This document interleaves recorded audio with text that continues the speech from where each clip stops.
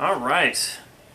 Hey there, guys. Welcome to Garage Comedy. This is our newest segment. We're going to try something a little fun here.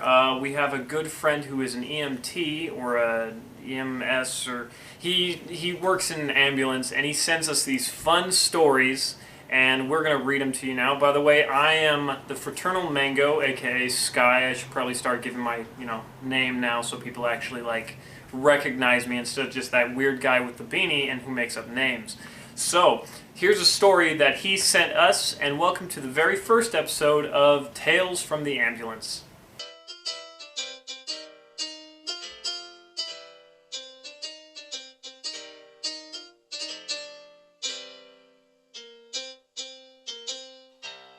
Hey!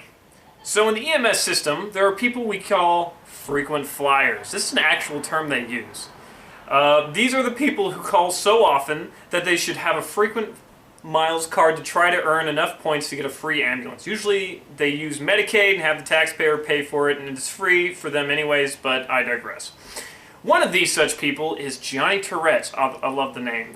Apparently they name the people who call all the time with, for no reason. And Johnny Tourette's. Yes, he has Tourette's, and nobody was more creative right there.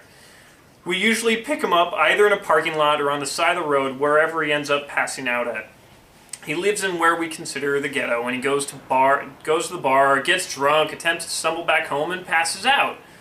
Usually someone else calls for him, but sometimes he can get to a payphone and call for himself. One such time he managed to get all the way downtown. But I just want to remark here, if getting drunk and passing out warrants a ambulance call, I have been using the ambulance system for very wrong. I thought it was just for emergencies, I don't know, when I'm missing a leg or step on a landmine, which probably is why I'd be missing the leg. But it was Friday night in the city, and I had just cleared an already what the fuck kind of call and was sent to a post area where we chill in the ambulance until another call comes out. Well, on the way to the post, someone starts yelling and waving their arms trying to get our attention. Because, that's the best way to, get an ambulance, which I've never tried, so it probably is. So we pull over, letting our dispatchers know what's going on and get out and see what's up.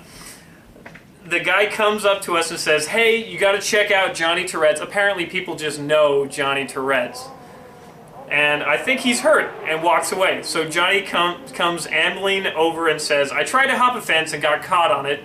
I think I hurt my manhood." Already, this is my favorite story just from that. Okay, anything involving a someone jumping a fence and hurting their penis is definitely YouTube worthy. First off, he whipped it out right there on the sidewalk, I'm shooting this in my house, and I live next to a very heavily used road, so that was a douchebag on a motorcycle that just passed by. Excuse me. Okay, first off, he whipped it out right there on the sidewalk. I was like, whoa, let's go to the ambulance, where it's a little more private. So we bring him in the ambulance, and I place a towel down. This is important, background of the story. My friend is a very good storyteller. The towel is necessary. I place a towel down where he's going to sit. He sits, and his pants are ripped, so he can just flap the denim open to bear it all. What I saw was something that is burned into my brain. He had torn his scrotum and had half of his right testicle protruding from the thing that it sits in. I'm not going to get too graphic here, but he goes into some detail. Oh my God, you need to go to the hospital. Out of all the times we have taken him in, this is the time he didn't want to go. This is why I love getting these stories. It's just that this is its own little paragraph, and it just explained. I could have just done this one paragraph. It would have been fine. I could have just done right here. Hey, I knew a dude who, broke his nutsack. Anyways, there was a lot of back and forth. He wanted to take care of it on his own. The standard good, smart, drunk thing to do. I don't know how he'd take care of it on his own. Odds are, I don't even want to think about it. So, anyways, There was a lot of back and forth. He wanted to take care of it on his own, which wasn't going to happen. I told him it'll get infected and you'll end up losing everything. You know, generally something you don't want to hear as a guy. Hey, you know, you hurt your penis. Do you want to go get that fixed? Nah, I'm good, man. You know, you could lose it all. Nah, I'm fine. There's priorities. Like, generally for me, penis, my own penis is right up here. Like, whenever it's damaged, it's a hospital injury. That's it. I don't care if I get kicked in the nuts. I'm gonna go in. I'm gonna get some like Vicodin. I'm gonna go to Safeway. I'm gonna get like Robitussin or whatever the fuck works. Anyways, I told him he'll get infected and he'll end up losing everything. The Frank and the beans. I love this. This is how he talks. I hope he talks like this. Like this is medical jarble right here. He kept refusing transport. We ended up calling our supervisor to come to the scene. Once he got there, I made him look at it so he would know how bad it really was. There was more back and forth between us, and he still continued to refuse. We told him we have already been to the hospital, and I had left earlier, and still refused. I don't know, a jarbled sentence. I'm going to move on. We ended up calling the police. The police are the only ones who can force you to go to the hospital against your will. I didn't know the police could do that. Like, I know you could, like, they can arrest you, but I don't think they could, like, make you go and seek medical treatment. Now I know. They showed up and said, "You're going," and slammed the door. Really? It's just that simple.